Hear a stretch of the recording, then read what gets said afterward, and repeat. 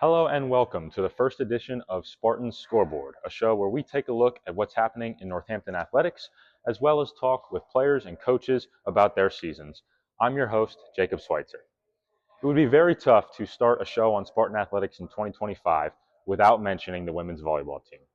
On Thursday, October 16th, the Spartans took down Division II opponent Lackawanna 3-1 to improve to a staggering 23-1 on the season and a perfect 14-0 at home.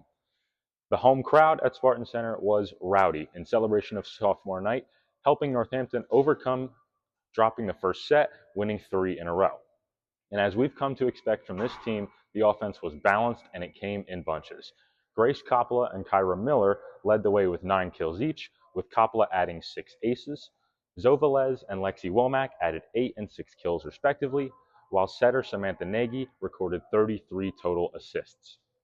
Libero Gianna Ciara recorded 24 digs to bring her season total to 459, a new single-season Spartan record.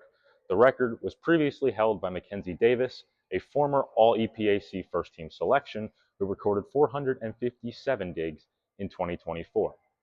And not to be forgotten, the Spartans took down another Division II opponent earlier in the week, traveling to Dover to face Delaware Tech and winning 3-1.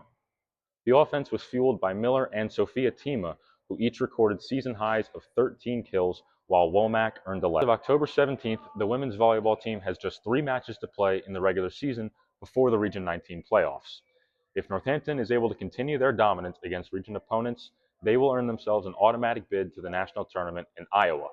It would be the program's 8th tournament appearance and their first since 2023. So let's touch on that dominance I mentioned previously. 23-1 is very impressive as a record, but it does not tell the story of the consistent destruction these Spartans have put on. Against Region 19 opponents, the Spartans are 12-0.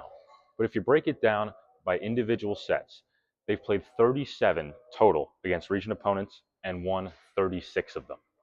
Against non-region opponents, including their Division II competition, the Spartans have won 31 out of the 40 sets they've played.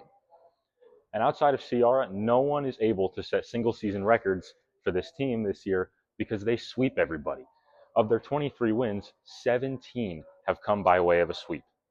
They've only gone to a 5-set match a single time. That came on September 5th against Lackawanna in their building, where they fell behind 0-2, then roared back and won 3-2. So we've established that this team is able to dominate its inferior competition. They control teams that are a division ahead of them. They can win on the road. They can win from behind. And they dominate the teams that they see in the region playoffs. Against the rest of the top 5 in the region, they are 4-0, and they've won 12 sets out of 13.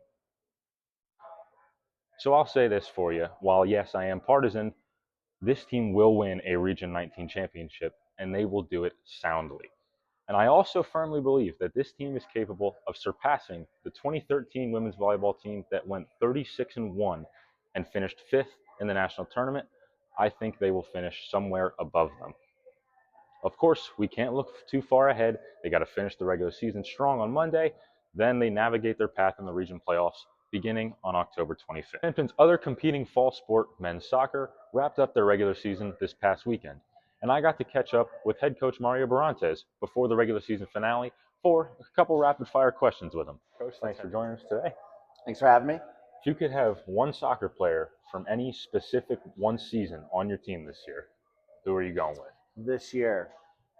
So I had this kid from last year's team. His name was Wisdom Natona. He's from South Africa. And he just brought like a toughness to the team. And he was a forward. He was a number 9. Yep. And he liked to press the defenses. And I think if we had a player like that this year, definitely would have helped us out. Gotcha.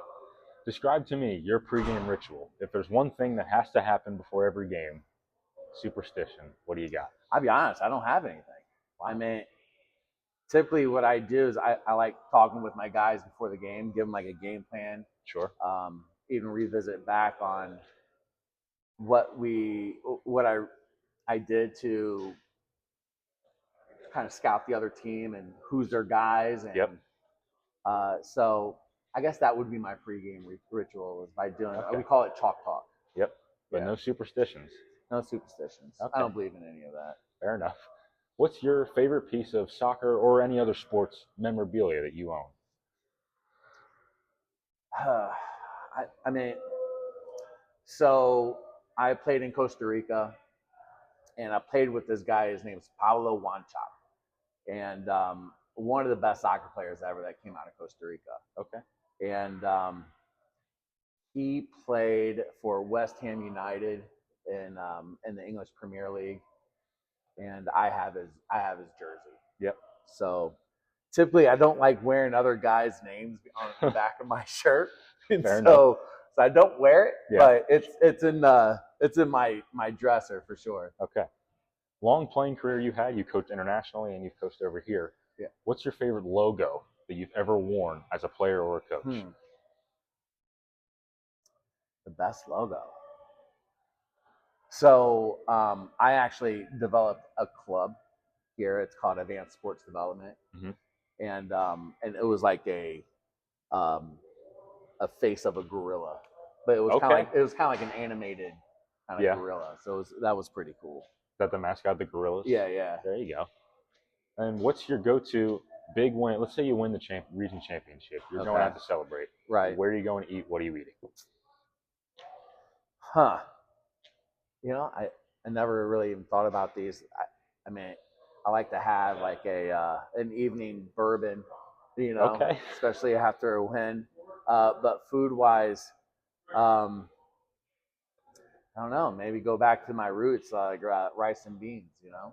All right. So, yeah. Keep it simple. I like it. Keep it simple. Yeah. That's all we got. Thank you so much. All right, man. To wrap it up, we're going to look ahead to the week of October 20th and the schedule for Northampton Athletics. The women's volleyball team will wrap up their regular season tonight against Raritan Valley, played in Somerville, New Jersey at 6 p.m. Men's and women's basketball will each get their feet wet with some exhibitions this week, with Coach McCarthy's squad traveling to Cairn University on Tuesday, then coming home to face Bucks County on Sunday. Coach Gallagher's women's basketball team will face Middlesex College on Thursday in Edison, New Jersey. That's all for this first edition of Spartan Scoreboard. Stay tuned for next week, where we'll take a look at the women's volleyball Region 19 playoff bracket, make some predictions, maybe talk with players and coaches, and we'll also look ahead to the start of Spartan basketball in 2025 and cross country in 2026-2027. I'm your host, Jacob Schweitzer. Thank you for listening.